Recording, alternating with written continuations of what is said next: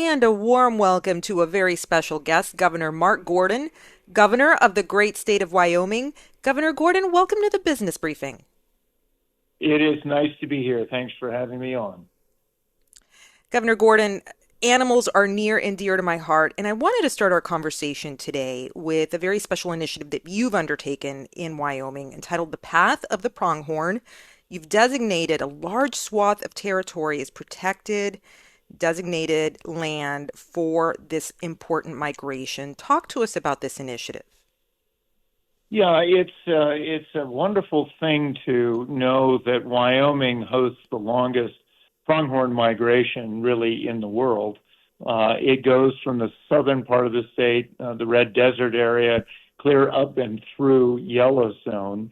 And it goes through areas that are also important for energy development. Jonah Field and others have been significant contributors to our national energy picture. But we were obviously very concerned about disrupting that migration. Now, Wyoming is blessed to have, private property owners who love wildlife, energy workers who love wildlife. We have the federal government lands interspersed with those and some state lands.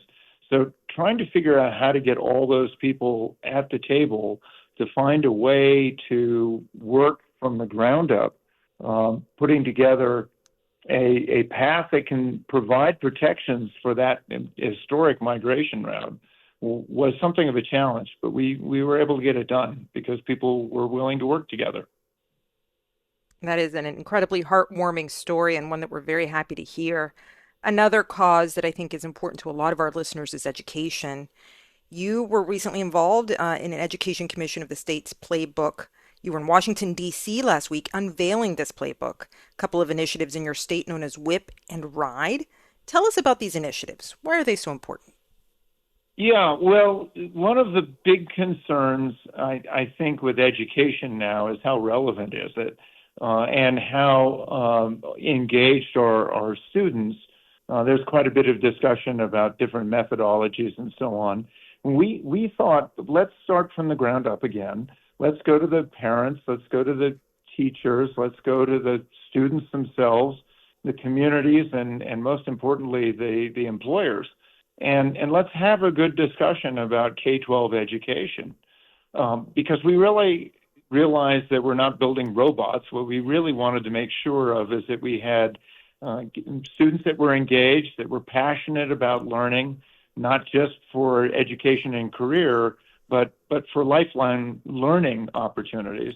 And it turns out that we had the biggest group of people to contribute to that effort that the state had ever seen.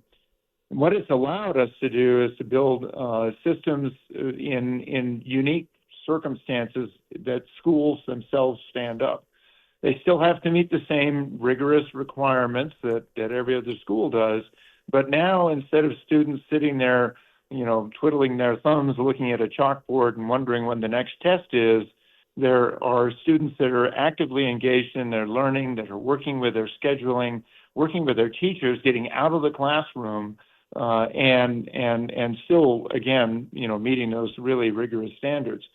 That was the first part of it. The second part of it was that was the RIDE initiative, which is what some of that playbook has been built on. It turns out that Wes Moore was talking about something pretty close to what we were, and it's been interesting to hear how that's worked in inner cities. We're, of course, fairly rural schools. The WHIP initiative came from a different genesis. It was about all of our jobs are changing these days. It's not just AI. It's as we become more efficient, what are the things that we're doing that are different, that require new sets of learning and education. And so what we wanted to do, let's say someone lost their job, but their spouse may have a job, and then they're thinking about, I've got to go somewhere, I've got to do something online to make my job still relevant, my education still relevant for the job market.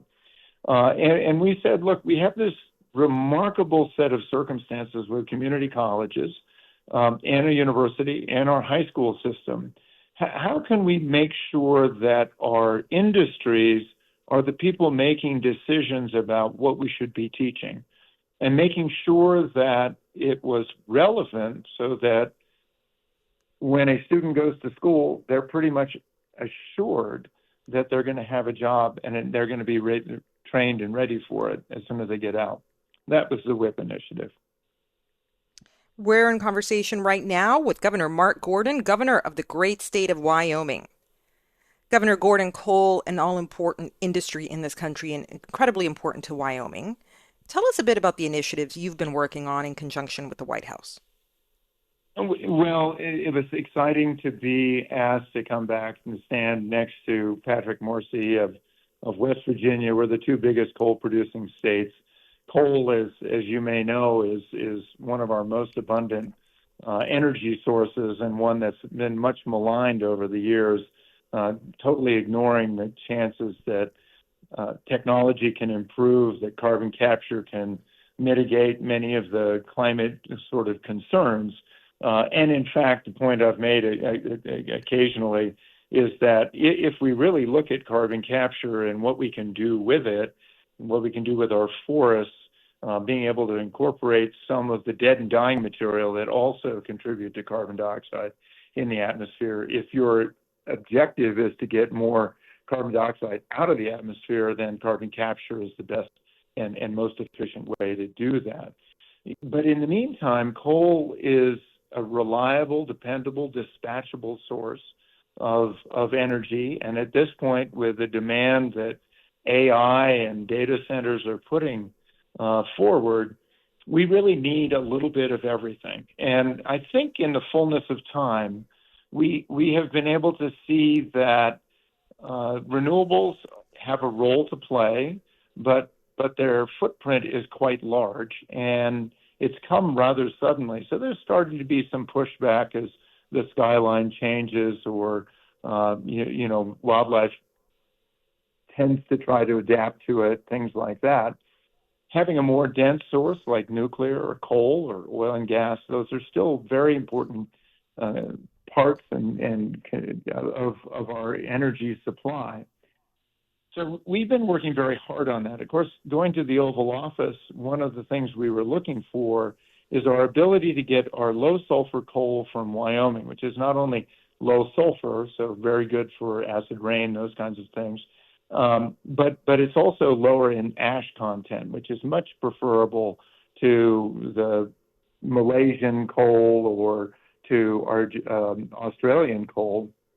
And so if you're able to get that to the Pacific coast and then over to Pacific nations like Taiwan, Korea, and Japan, which all still have a net zero commitment, but understand coal is going to be roughly 20% of their energy mix, having Donald Trump say, we want a port on the West Coast was absolutely essential to that effort.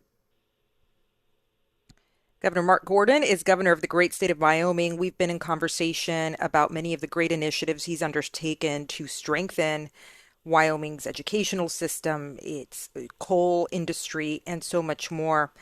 Governor Gordon, I wanted to ask you about the Western Governors Association meeting. You're working with other governors to highlight the importance of energy transmission and strengthening grid reliability throughout the West. Why is this so important right now? Well, I think we talked briefly about just the amount of electric demand that is coming online and our insignificant, not insignificant challenge of having the infrastructure to meet that need, not only in generation but in transmission. And what's been great about Western governors is we really do work together. But really, it's more than just bipartisan. It's really regional. We all share many of the same economies. We share many of the same aspirations for our citizens. And so what Western Governors has built on over the last several years, Governor Polis worked on geothermal energy. Governor Cox obviously was working on grid security. My initiative was on being able to do a better job of generating electricity with carbon capture. associated with it. All of these kind of come together saying we can produce the energy that will benefit our national security and allow us to continue to have a great lifestyle. What Western governors really focused on this time is how do we make sure that we have a grid that can meet the demands, which have evolved over the last couple of years, adequately and really anticipatorily. There's obviously a lot of build that has to be done. That's going to cost money, trying to figure out how to do that the best way. There's efficiencies that can be achieved, I think, with newer, better conductivity in those lines from the old copper that was there before. So this is timely. It's important to embrace this quickly. And if we want this nation to continue to lead not only in technology, but in energy production while maintaining our security, we're going to need to address this issue really aggressively. Governor Gordon, I wanted to speak to you about AI data centers, which of course are an integral part of the growing AI economy in this nation. What role are they playing in Wyoming? Well, I think data centers have been here for a while. Of course, they're expanding quite dramatically now. The big thing about data centers is the amount of electricity that they use. Wyoming is an ideal place to locate them because we have fairly dry conditions. We're higher, so the cooling load is a little bit less. But of course, the concerns that come with data center build is what's that going to do to my rate as a ratepayer? Well, what is it going to do to my water as an arid region of the country? How is that going to affect the environment? What's it going to do to the neighborhood? And is it going to be good for industry? So these are all issues that we have tackled. I put an executive order together saying, let's do this the Wyoming way. We want to make sure that we have closed system, non-evaporative cooling associated with these data centers, so we're not going to use a lot of water.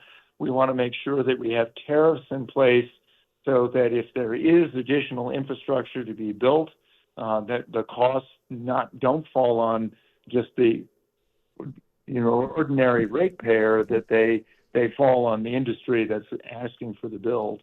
That we make sure that they meet the requirements of communities so that they're not a burden on them, and that they do a good job of protecting the environment. All of these things are indicative of what we're trying to do to see our economy grow and expand. Wyoming is a low population state, so these are ideal jobs for us. Data centers don't employ tremendous loads of people, but they are high-paying, high-skilled jobs, and they're just the right thing for people coming out of the RIDE or the WHIP initiative. So these are actually really good for Wyoming.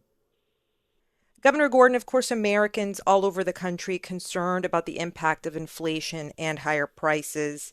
What is Wyoming and your administration doing to help combat this? Well, thanks for the question, because it's one that is really bedeviling not only our economy, but individuals as well. One of the things that Wyoming is doing is making sure that we have a clear and transparent path to energy development. The more supply we have, the more that will bring down costs of energy. And that really underlies a tremendous amount of our economy, as you know. It's an issue that we're all going to have to work with. We've been careful to make sure that Wyoming is as efficient a place as you can do business. And of course, one of the things that we pride ourselves in is we have no income tax. I think we're the fifth lowest tax burden in the country. We continue to work to try to be as clear and clean so that those extra costs that can be associated with that are brought down.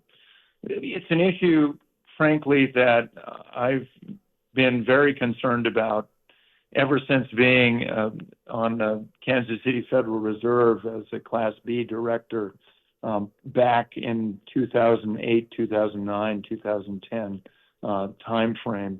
It's something our country's got to worry about and work with.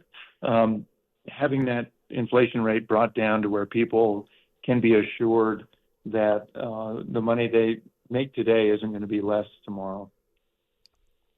Governor Gordon, thank you so much for joining us today on the Business Briefing. It's been an honor and a pleasure. For our audience who's interested in learning more on all the work you're doing on behalf of Wyoming, where can we go? Well, you can go to our website, which is governor.wyo.gov, G-O-V. That's the website. And of course, you can write us at governor and then the at symbol, wyo.gov. So both pretty simple, governor.wyo.gov, governor@wyo.gov. Thanks so much. Governor Gordon, thank you. That's Governor Mark Gordon, Governor of the great state of Wyoming.